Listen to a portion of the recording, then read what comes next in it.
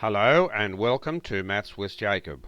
This lesson will focus on rotation. There are many objects in real life that undergo a rotation or turning motion. Some examples are the wheels on a bike, the steering wheel of a car, the lid of a jar, and the hands of a clock. Rotation occurs when an object turns through an angle around a fixed point. The fixed point can be located anywhere. So let's look at some examples. Okay, now here we have the original image. That's why I've just put that mark. So that's our original image. The center of rotation is here on this vertex. That is the direction of the rotation, so it's clockwise. So after this triangle here is rotated, it actually finishes up there. So that's the original triangle, and that's the image. Over here, the blue triangle is the original triangle. Here's the center of rotation. It doesn't have to be on the edge, it can be anywhere. So there it is there.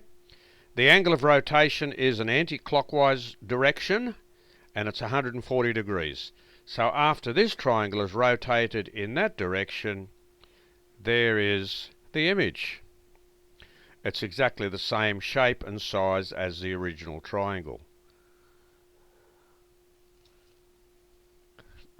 Over here, we have this square, and this looks like a stick or a rod, and the center of rotation is right on the edge of the rod here. The angle is 55 degrees. So that's the angle of rotation, and there's the direction, which is clockwise. So after this flag is rotated, it finishes there. So there's the original flag, and that's the image after the rotation. Over here, we're looking at this original rectangle here. That's what we're looking at. Okay, so we don't get confused. All I've done, I've just coloured it in just to show you that's the original one. Now the centre of rotation is a point here. That's the direction. So this green arrow tells you the direction. That circle, all it is, that's just an imaginary circle. It just reminds us that when we rotate, the actual path followed is a circular path. That's all that black line represents. It just shows us that these objects are following a circular path. So if we rotate this object in that direction, 90 degrees, there it is there.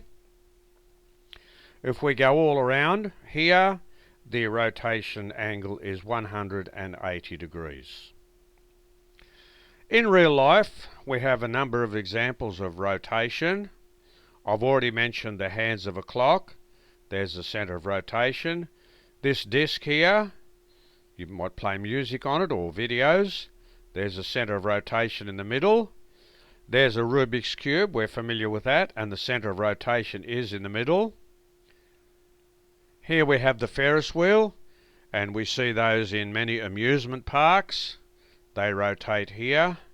And here we have this, it's like a chocolate wheel if you like. We see it in a lot of clubs, and it's used to determine which of the patrons wins prizes. So you might have numbers, you might have tickets with these numbers on them.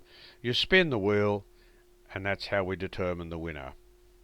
So this video has introduced us to the idea of rotation, where we have a center of rotation, and the original object moves in a circular path, and it maintains the same shape.